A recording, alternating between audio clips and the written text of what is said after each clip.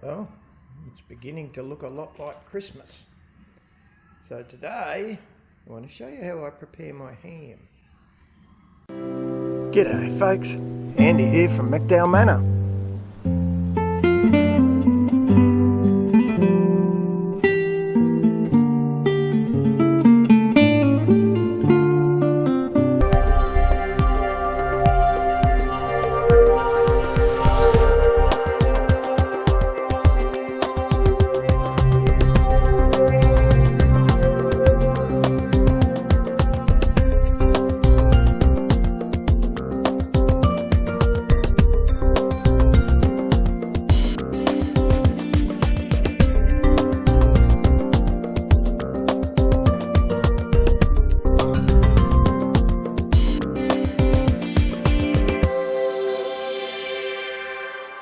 This is a relatively cheap store brand ham that I usually use, so I know it's a good one.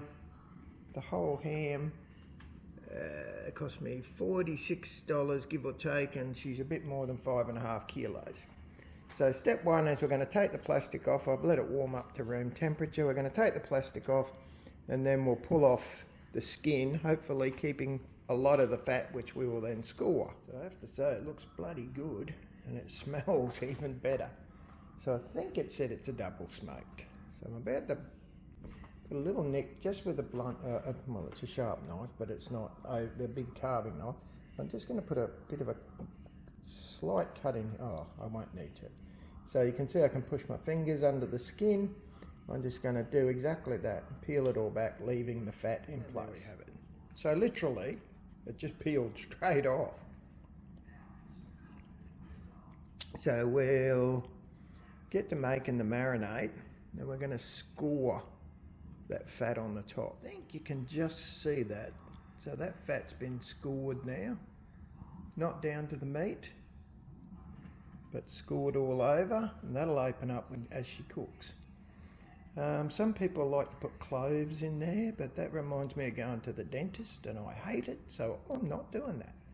So we're just going to mix up I'm going to keep the skin and make crackling out of that, which if it holds together, I may actually put back on the ham, but we'll see how it goes, just for presentation. Otherwise I'll serve it separately, won't I? So we're about to make the marinade and give her a nice old-fashioned rubbing. While I'm baking this thing, I'm also going to re-smoke it several times. So I don't lay it down like you would in a normal oven. I actually stand it up because it's going into a smoker. So we'll stand him up in here, face down, in the prepared oven dish, and then we'll start to baste it.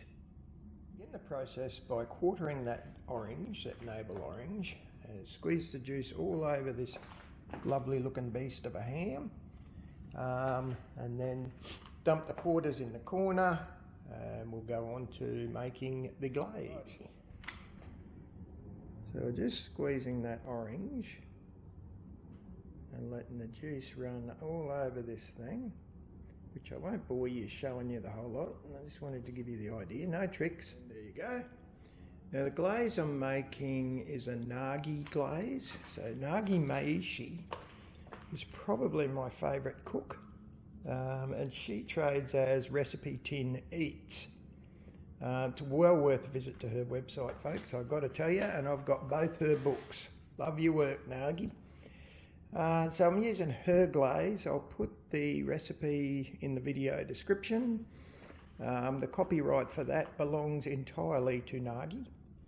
But I'll mix that up and then I'll show you how it looks. I'm not talking you through the recipe much because it's in the description.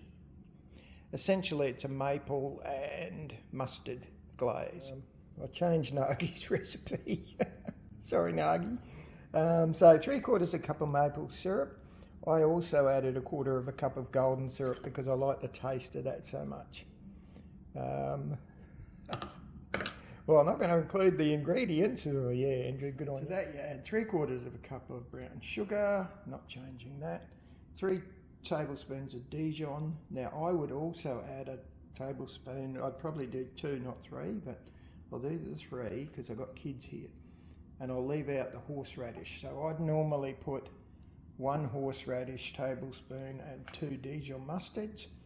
Then it's about 3/4 of a teaspoon of allspice and cinnamon each. Oh, the big boss came along and I got permission to put that horseradish in.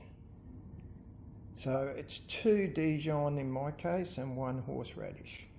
I've also put the cinnamon and allspice in now, and we'll mix it up and we'll do our first pour it over. And there's the glaze all mixed together. I'm just going to tablespoon it over the ham because the dish isn't really all that deep. I don't want it running everywhere. I'll do that outside, so I'm going to go and put the smoker on. A quick dirty explanation about this smoker. It's powered by gas in the bottom there, and the flame is under that tray we're looking at now with the wood chips. So in the bottom there is apple wood, and then I'll actually pour a little bit of wine in there. I think that slows it down a bit and makes the smoking process better. That lid then goes on top of that tray of wood chips, and then just under that we'll slide a bowl of water, which keeps everything nice and moist. And then I've taken out excess shelves that normally go in there, so just to make sure it all fits snug. And we should be right. Then we just sit back and let it do its work, cooking as slow as possible. Set up and running, slow as it'll go. I'm going to shut the door, baste up that ham and get it in there. That's the first basting. We'll load that up and should be good to go. There'll be several bastings, so we just keep going. So what I do is I'll pull that out, get the juice because it'll increase in juice as the fat renders, and then I pour the juice over as I go. We'll do that many times. Alrighty, there she is in, ready to go. I might even put some alfoil up the top and throw that skin in just to dry it nicely. And the skin is an experiment. I've never tried that before, but we'll see how we go, eh? Alright, we'll just let it do its thing for a while. Rebasted that about 2 seconds ago. Poured the excess juice back into the container, which we'll reuse. And away we go again. That skin is certainly starting to dry in colour, isn't it? Hopefully you're seeing the smoke billowing out. So she'll continue on. I let it go for quite some time.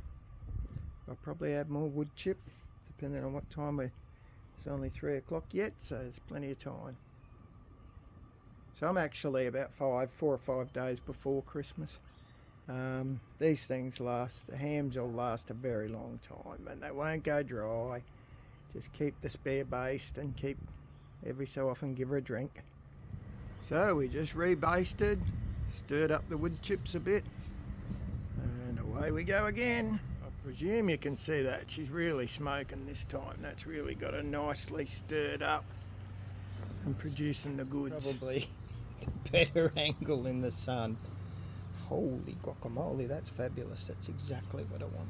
And with that, friends, I think I'm going to call this done. Look at that. Alright, so there you go, as promised. That's how we prepare a Christmas ham over here. Alright, hopefully you enjoyed that. And feel free to hit the subscribe button and come along for more adventures on the Tiny City Farm. Right, you have a good one, eh? Uru!